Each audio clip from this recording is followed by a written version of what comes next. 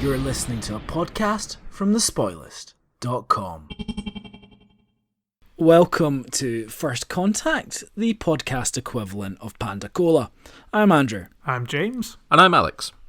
This time we have been watching Silicon Avatar. It had a story by Lawrence V. Conley, a teleplay by Jerry Taylor, and it was directed by Cliff Bole. It first aired the week of October 14th, 1991.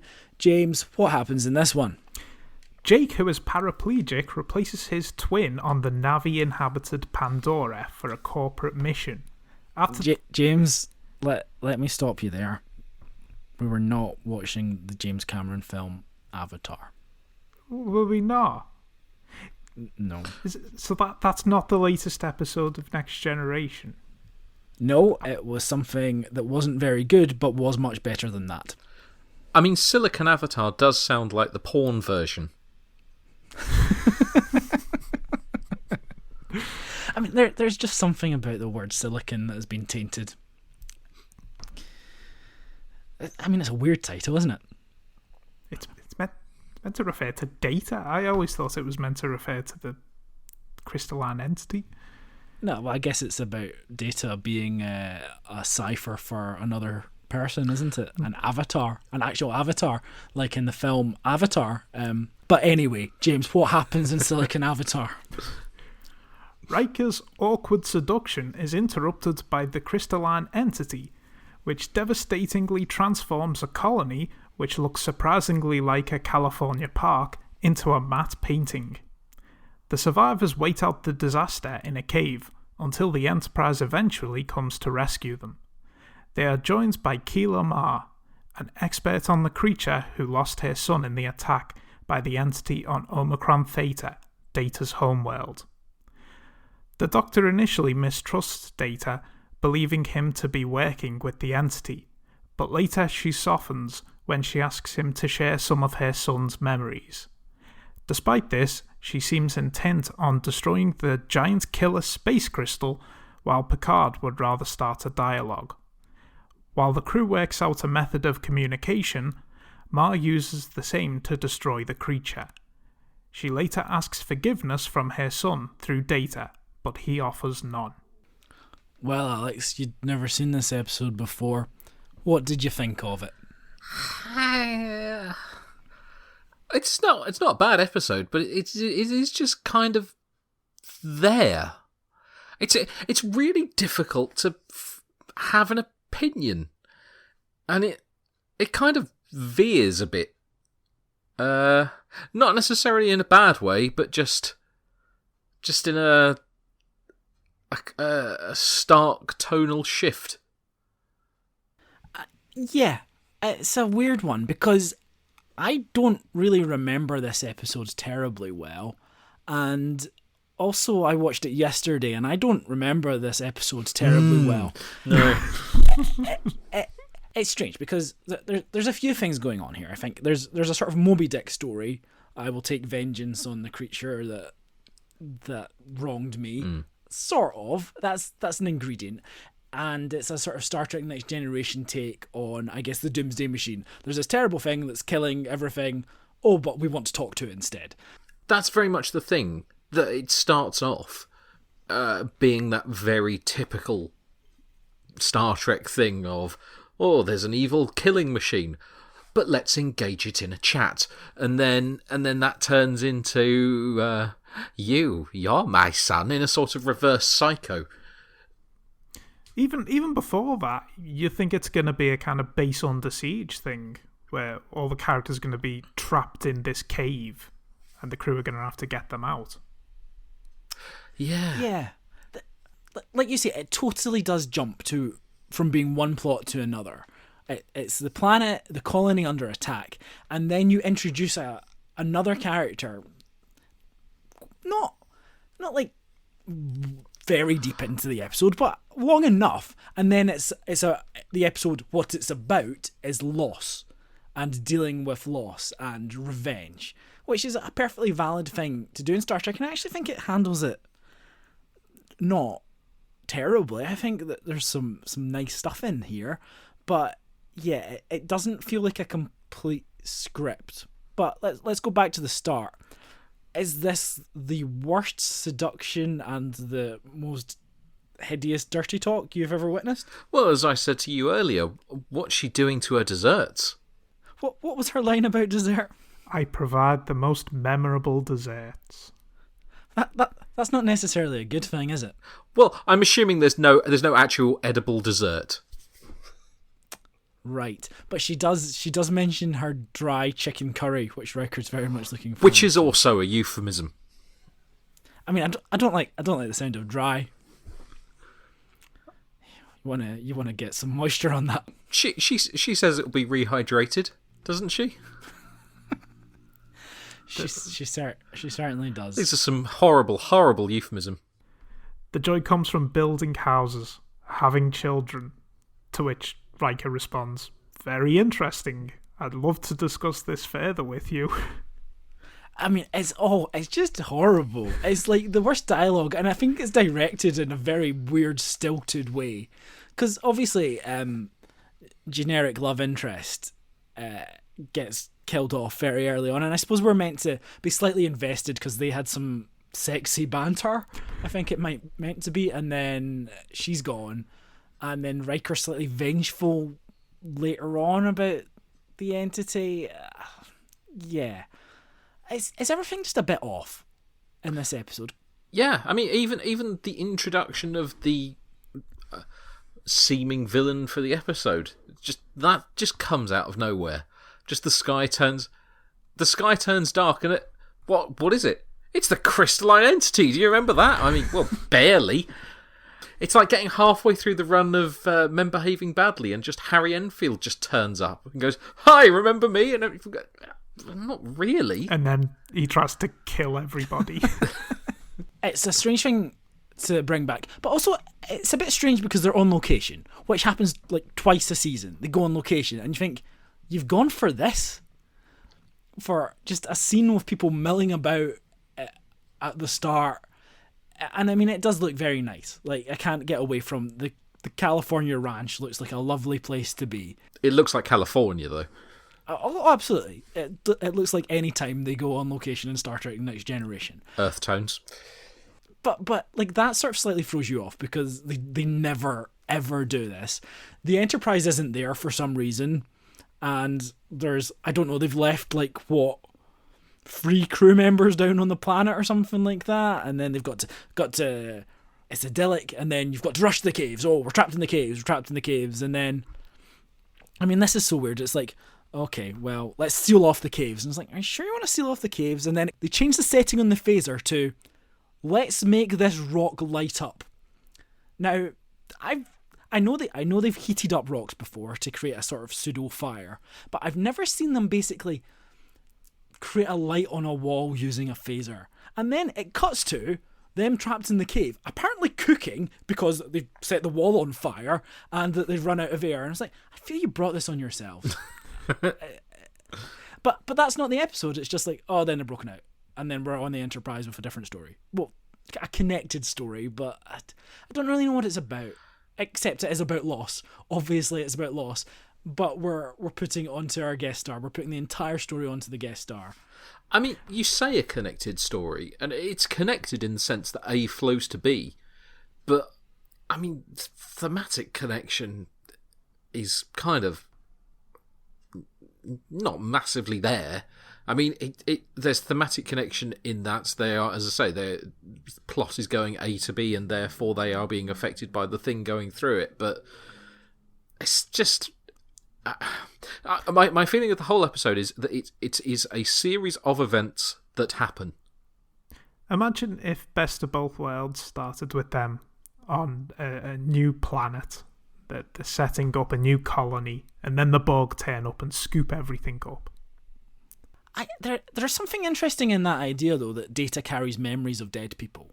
And there's something in that idea of communicating with them or having him as a conduit to the past. I like that idea, but it's so... late.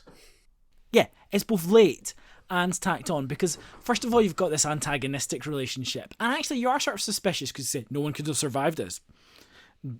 Data has survived this attack twice now, and and you've got her, I'm not going to talk to you, I'm not going to deal with you, and then it's like, tell me about my son. And well, when did that happen? Why did that happen?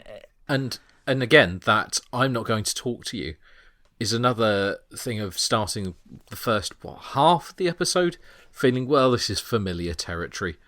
We've got a big thing floating in space, and we're going to try and talk to it because it's misunderstood. And meanwhile, Data is the subject of robo-racism. Okay, it's all quite familiar, and that does mean that when that tonal shift happens, it is sort of quite a veer in the road. We're getting into the realms of writing our own better version of this, but I kind of feel like the idea of the crystalline entity not killing Data could have fed into the communicating with the crystalline entity better and could have then led to a much better conclusion. If we think maybe the crystalline entity looks at Data the same way it does as Law, it thinks of Data as its leader. So it listens to Data, so that's how they can communicate with the crystalline entity. And then Keela Ma uses Data's hold over the crystalline entity to destroy it. That would have been a better episode. It's quite a bold ending for Star Trek Next Generation, and I suppose it's bleak.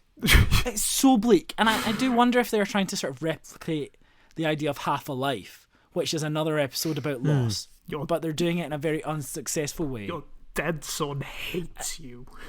The whole thing is bleak. I mean, a parent dealing with the loss of a child is a sad idea, and it's something that people do have to deal with, and they're doing it in a science fiction context, and they're using Data to basically be the voice of that lost child, and that's interesting. And then at the end, she takes her vengeance, she destroys it, and then it's like they go to Data and say, can you offer me forgiveness, can you talk to my son? He just goes, no.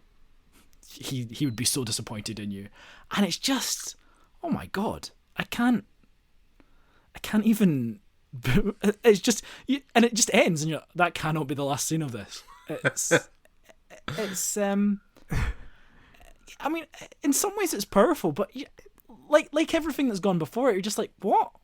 It's powerful, but I mean, but because it's not properly latched to an overarching theme. I mean, there's kind of one there, but not one that properly runs through things. It's a powerful message that's untied to a statement, I guess. It'd be like if you were watching an episode of The Generation Game, and then at the end of it, Bruce Forsyth says, oh, and here's all your prizes, and then he pulls out a child from the audience and shoots them in the head. It's a powerful statement, but I'm not sure what he's getting at, other than life behind bars. It's very atypical Next Generation, so I guess you can applaud them for going in a different direction. They didn't take the easy way out of having her learn that the crystalline entity is just another life form like any other, and she needs to forgive, which will be typical for them. So they're trying something new, which didn't really work. Yes, it's bold for Star Trek in that they do often like to wrap things in a neat bow. I don't know if there's sort of a slight pattern here, because I'm just thinking of the Drumhead, which is another one where you have a brilliant woman scholar who comes in to assist the crew, and then in the end she goes hysterical and does something terrible. And is that uncomfortable? Would they have done that with a man character? It feels like they're almost saying, "Oh." I'm uncomfortable exploring that, but it did remind me of that episode. I know exactly what you mean. The sudden descent into madness, and it is a full descent into madness because of the way it's portrayed, both in terms of script and acting choices.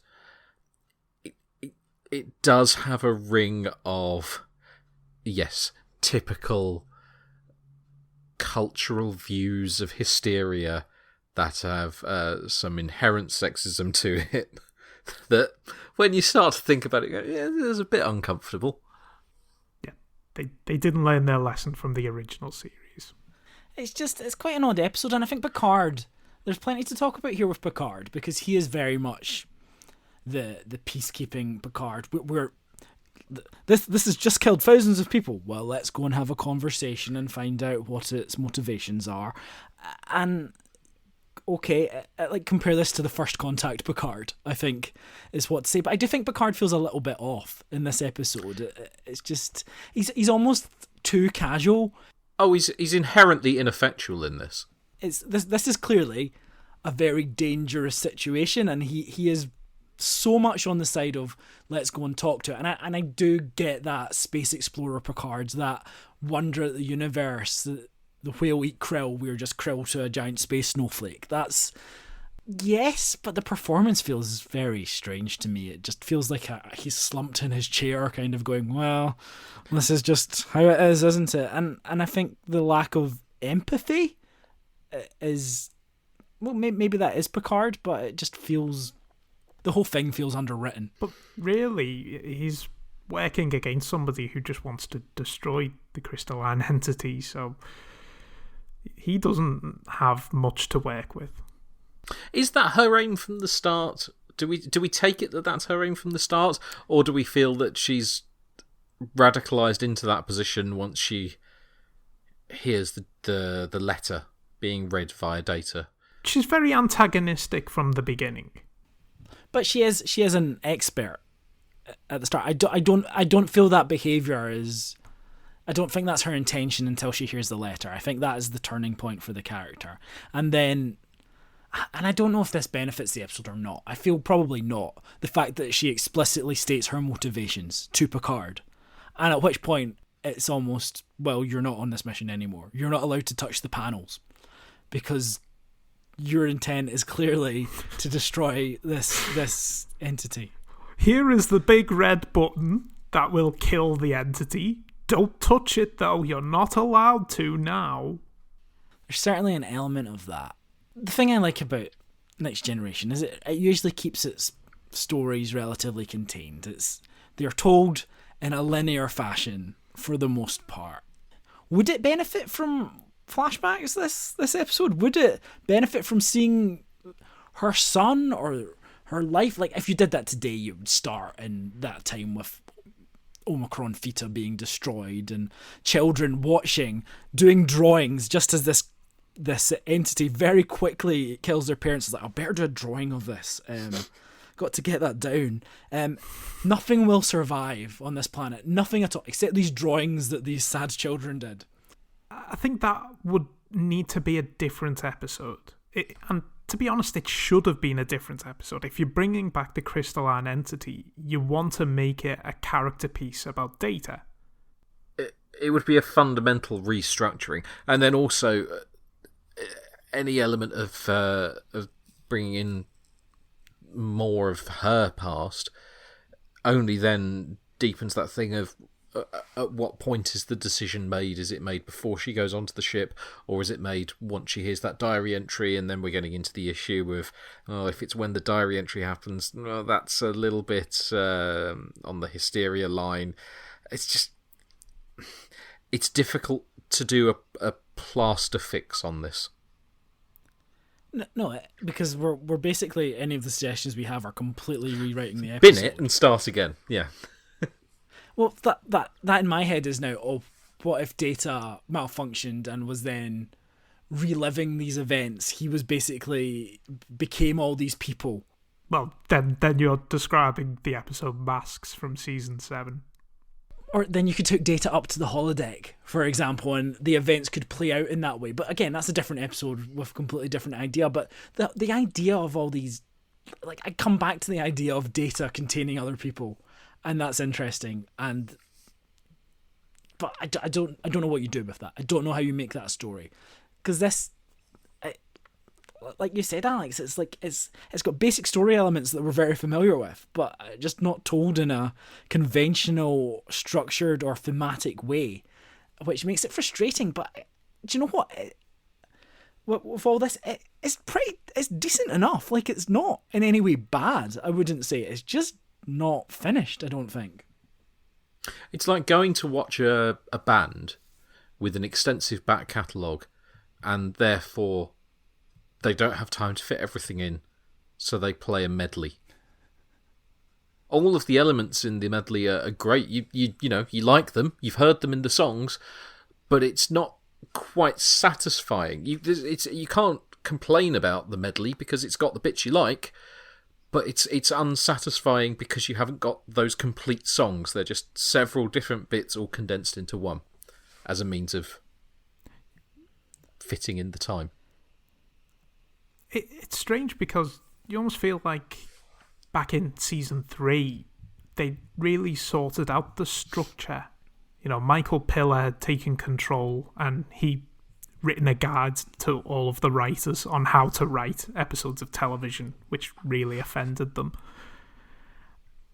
So you wouldn't expect an episode to turn out like this.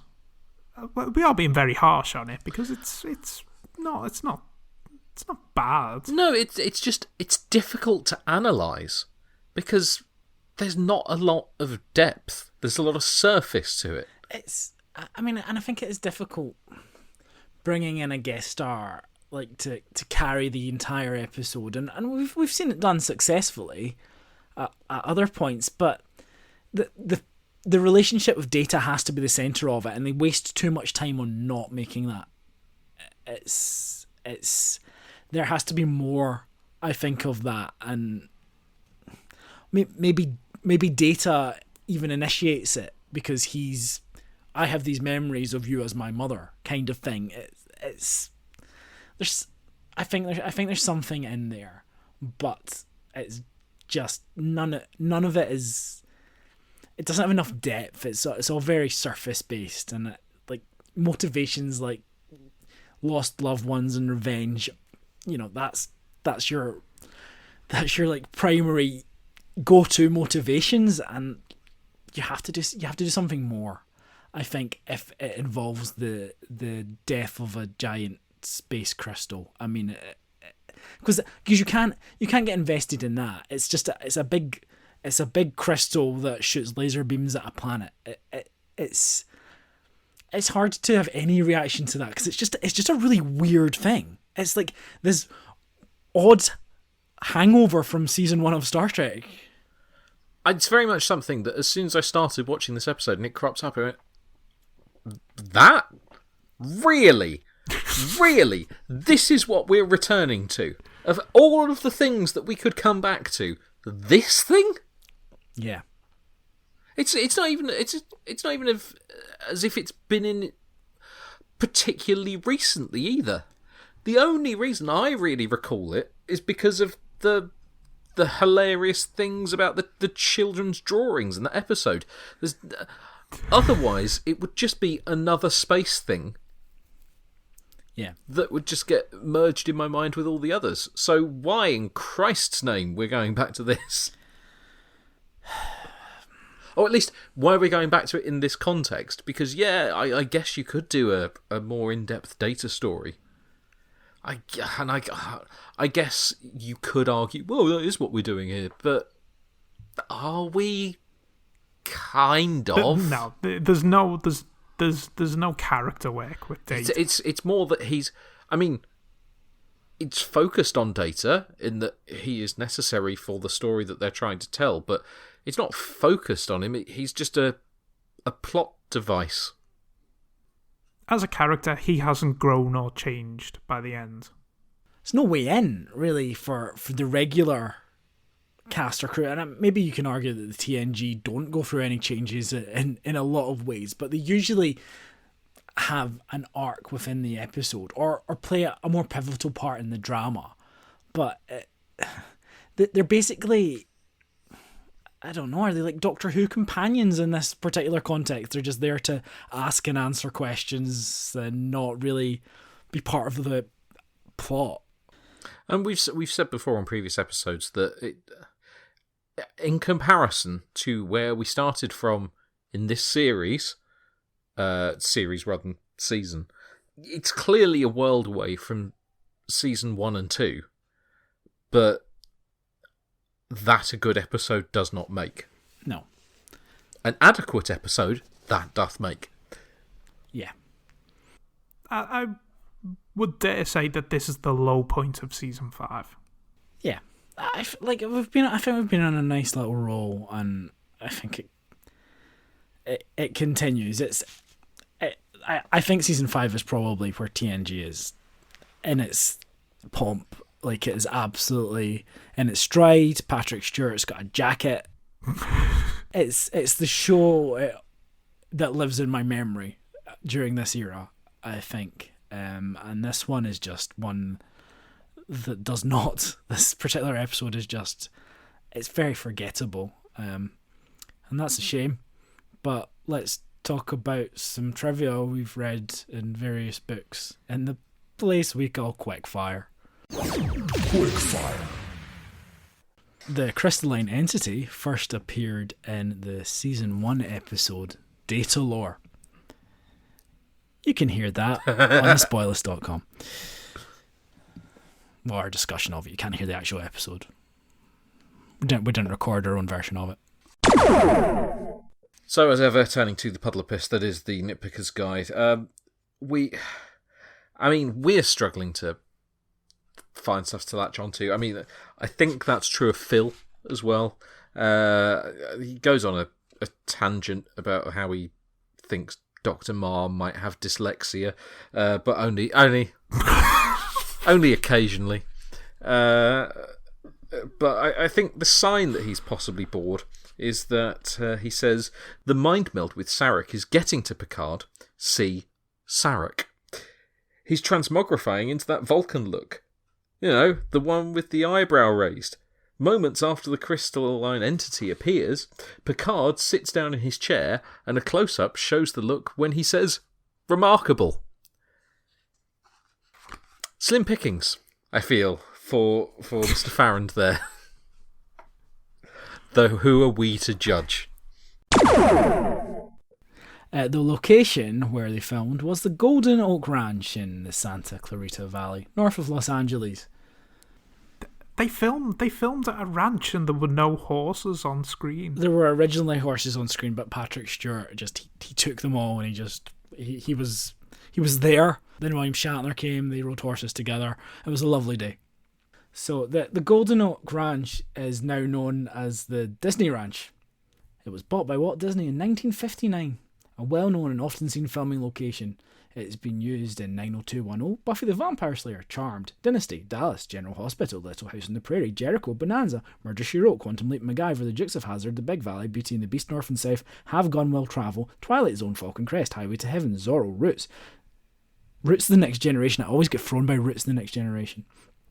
How the West Was Won, CSI, Crime Scene Investigation, The X-File, Boston Legal, Ghost Whisperer, My Name is Earl, Bones, The Adventures of Spin and Marty, The New Adventures of Spin and Marty, and Desperate Housewives.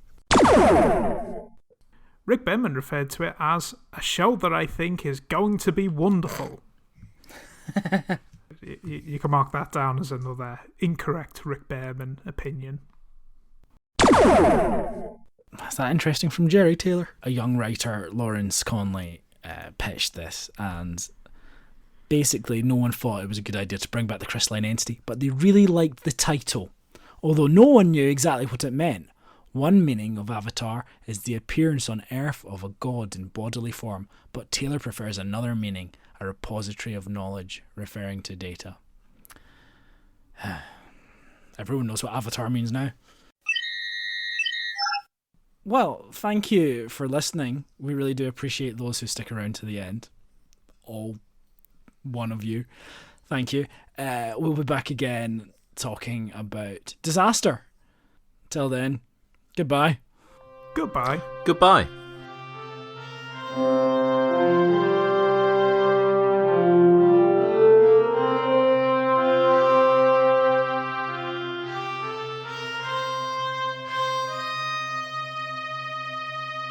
So, in Roots the Next Generation, does LeVar Burton wear the visor?